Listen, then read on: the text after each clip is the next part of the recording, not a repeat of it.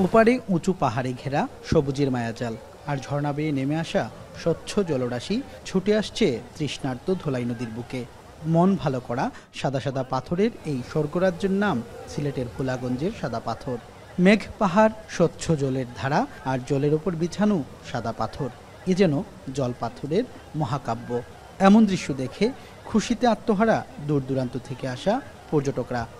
সিলেট অনেক সুন্দর জায়গা, তারা তো কখন আসে না এখানে, এবার আসছে, তারাও বলছে আমার সিলেট অনেক সুন্দর। এখানে আমরা প্রায় আসি, 2 বা 3 বার আসা হলো, এখন দেখি আবার নেক্সট টাইম আবার আসবো।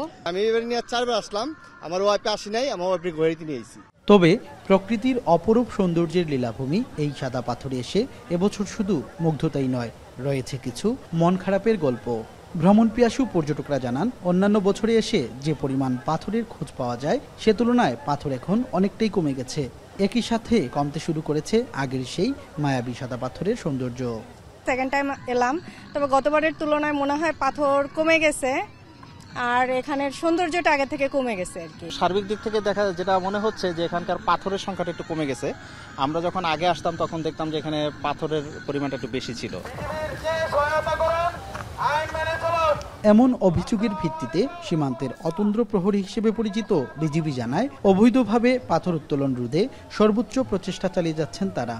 আমাদের বিউপি সংলগ্ন এলাকা থেকে কোনো পাথর সরতেছে না, সরতেছে তারও হয়তো আরও ভিতরের দিকে, যেটা বর্ডার থেকে হয়তো 300-400 গজ বা 500 গজ দূরে। তো 2 ধরনের আমরা কাজ করছি।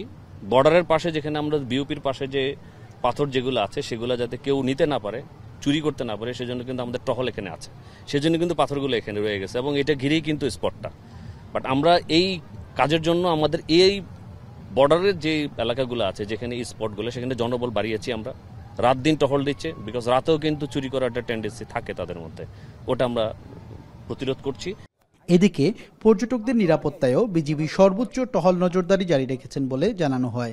আমাদের যে সৈনিক যারা আছে তারা দিনরাত 24 ঘন্টায় কাজ করছে। আগামী কয়েকদিন যেহেতু পর্যটকের প্রচুর ঢল থাকবে, আমরা এইভাবে পর্যটককে ম্যানেজ করব যাতে সুন্দরভাবে তারা ঘুরে চলে যেতে পারে। এই আনন্দ উল্লাসের চিত্রই বলে দিচ্ছে কতটা প্রাণোচ্ছল পরিবেশ পেয়েছেন পর্যটকরা।